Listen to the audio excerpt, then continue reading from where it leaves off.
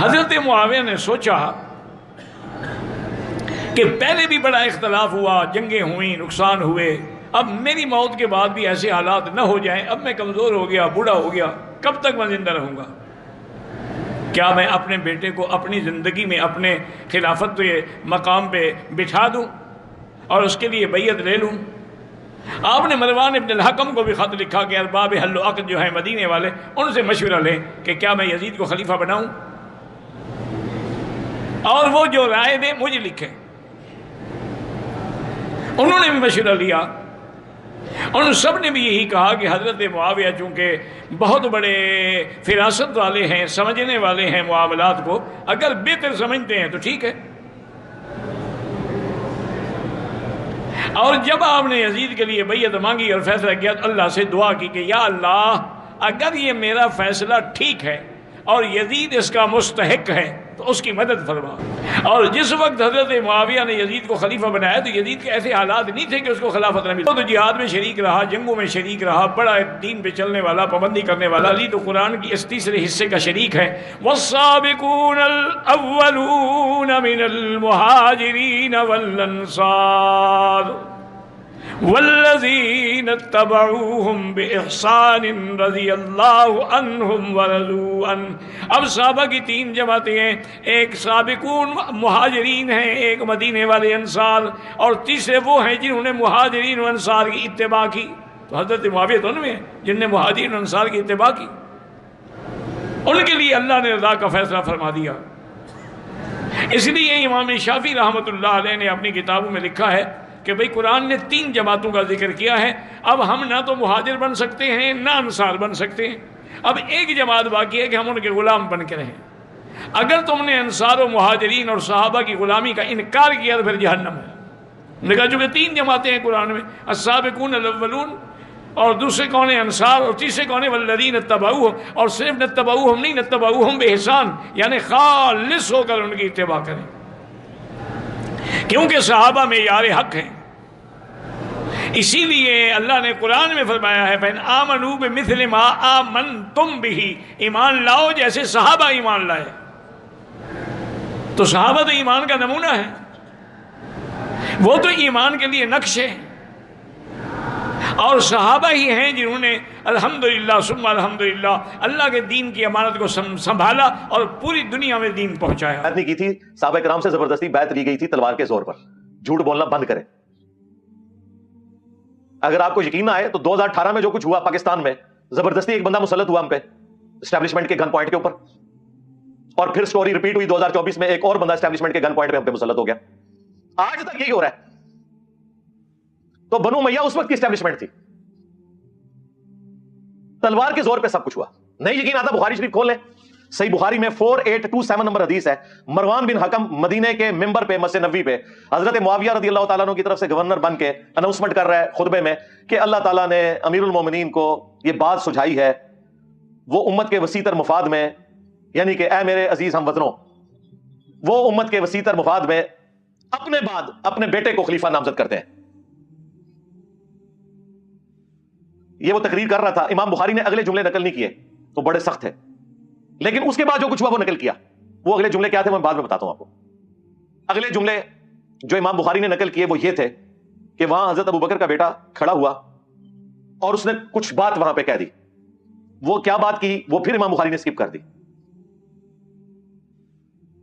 پھر اس سے اگلے جملے امام بخاری نقل کیے جس سے پتا چل گیا کہ وہ بات کوئی ایسی تھی کہ اسے آگ لگ گئی۔ مروان نے کہا گرفتار کرو اسے، پکڑ لو اس کو۔ وہ فوراً سے مسجد نبوی میں ایڈجسٹنٹ جو حجرہ عائشہ تھا جہاں ان کی بہن موجود تھی وہاں داخل ہو گئے۔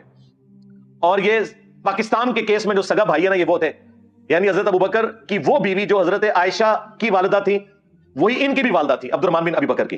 یہ سگے بہن بھائی تھے، ان کے پاس چلے گئے۔ اب ظاہر مروان یہ کام نہیں کر سکتا تھا، مسلمانوں نے پھر احتجاج کرنا تھا کہ یہ کیا حرکت کر رہے ہو۔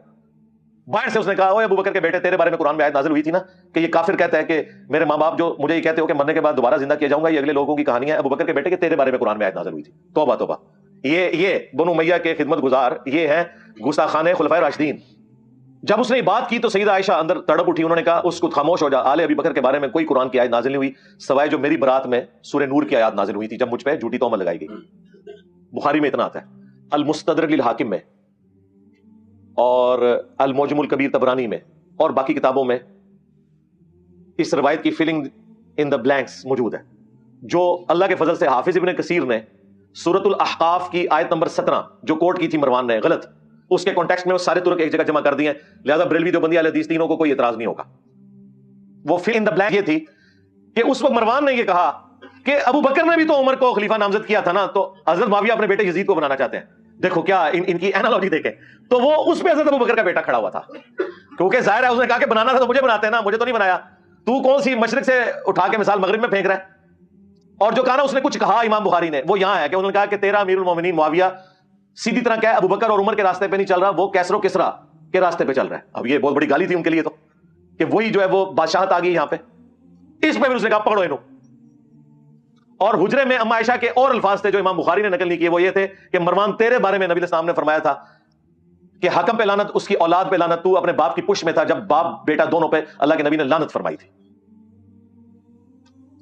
مجھے بتائیں جب یہ والی صورتحال ہو کہ حضرت ابو بکر کے بیٹوں کو بھی اپنی جان بچانی پڑے تلوار کے زور پہ، اپنی وفات سے 4 سال پہلے ایک بندہ اپنے بیٹے یزید کے لیے بیعت لے رہا ہے، تو آپ یہ کہیں گے صحابہ نے بیعت کر لی؟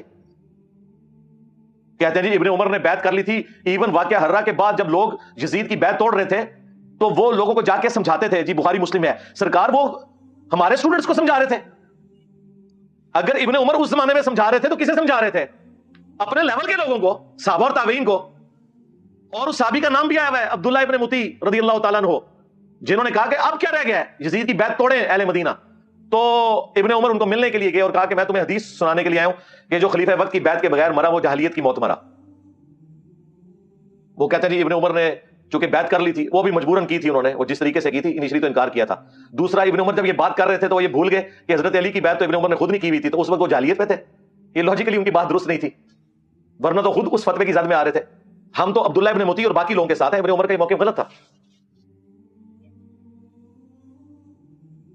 اور پھر دیکھیں ابن عمر کے ساتھ اسی بنو امیہ نے کیا کیا، صحیح بخاری میں موجود ہے، انہیں حج میں احرام کی حالت میں پاؤں میں زخم کیا گیا ایک نیزے کے ذریعے جو زہر آلود تھا، اسی میں وہ شہید ہو گئے۔ اور آخری دنوں میں حجاج ابن یوسف ان کی جب عیادت کے لیے آیا تو بخاری کے الفاظ ہیں، اس نے پوچھا کہ حضرت مجھے پتا چل جائے نا آپ کا قاتل کون ہے تو میں اسے نہیں چھوڑوں گا۔ انہوں نے کہا میرا قاتل وہ ہے جس نے احرام کی حالت میں نیزے اور تلواریں لانے کی اجازت دی ہے، جس میں اجازت ہی نہیں ہے، آپ نے خالی ہاتھ آنا ہے، یعنی کہ تو دیکھیں بنو امیہ ہی قاتل بنی خود ابن عمر کی۔ اسی لیے آخری وقت میں جا کے ابن عمر کو اندازہ ہو گیا کہ یہ لوگ ڈی ٹریک ہیں۔